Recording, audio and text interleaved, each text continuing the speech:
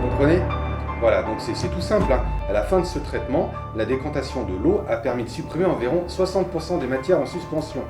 Donc environ 30% de la demande biologique. Oh là là, je comprends rien à ce qu'il a dit. En oxygène, voilà, c'est assez simple. Donc, Je sais qu'il pourrait m'aider. Super Freddy, tu tombes bien, franchement, j'ai rien compris à mes cours. Ça parle de décantation, matière en suspension, 30%, je sais pas quoi. Là, j'ai besoin que tu m'aides. Bonjour Mila. Je sais, c'est compliqué l'eau en France, mais ne t'inquiète pas, je vais t'aider à y voir plus clair.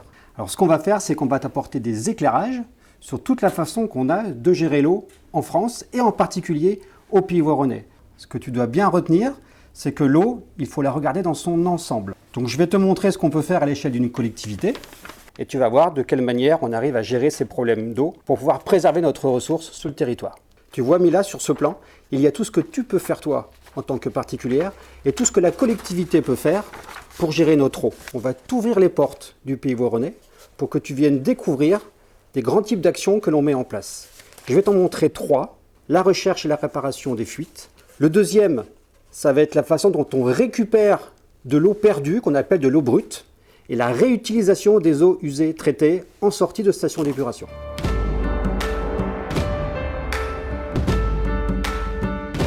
Donc le matin je viens, je fais les vérifications des consommations nocturnes.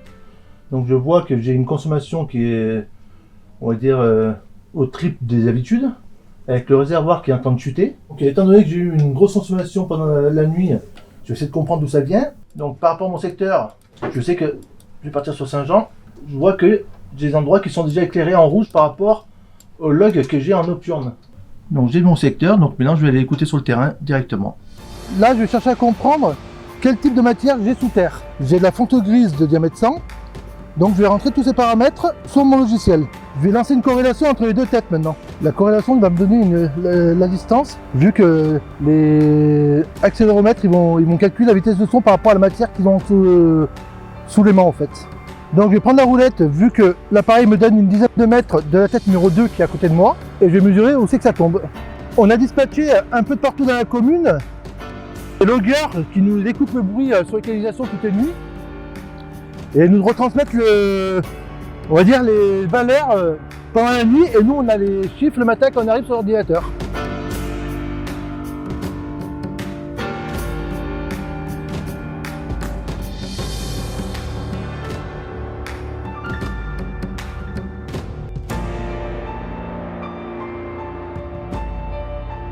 Dans le cadre de la réhabilitation de la station de pompage, on s'est aperçu qu'on avait une source en continu qui coulait et qui inondait le champ des vaches.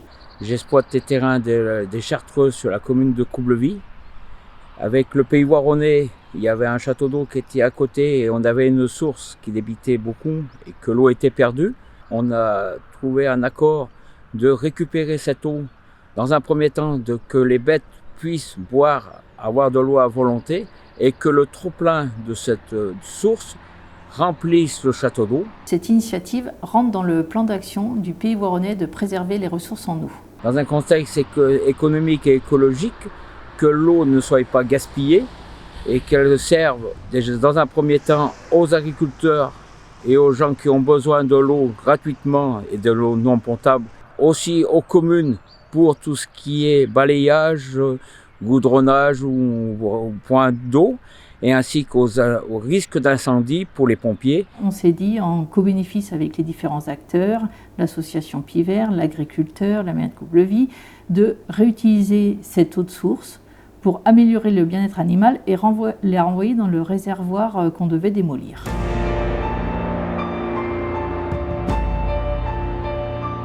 Alors Mila, ici, je t'accueille sur la station d'épuration à Contis où on va faire le traitement des eaux usées avant de les rejeter à l'Isère ici. Et tu vas voir, tu vas vite comprendre que ici, on va aussi accompagner la transition écologique du service cycle de l'eau en produisant des énergies vertes.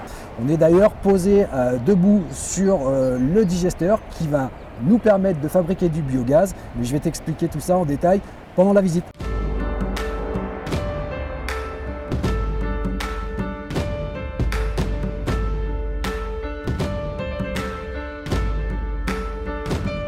L'eau que nous voyons ici est l'eau qui est traitée vers le milieu naturel. Le Pays Voironnais a également le projet de faire de la réutilisation de cette eau-là à destination d'un industriel pour qu'il l'utilise sur son process à lui, ce qui lui permet de ne pas pomper dans la nappe et ainsi préserver le milieu naturel. C'est bon, j'ai compris les différents éléments techniques. Mais surtout, ce que j'ai retenu, c'est qu'il faut regarder l'eau dans son ensemble et qu'on est tous acteurs pour la préserver.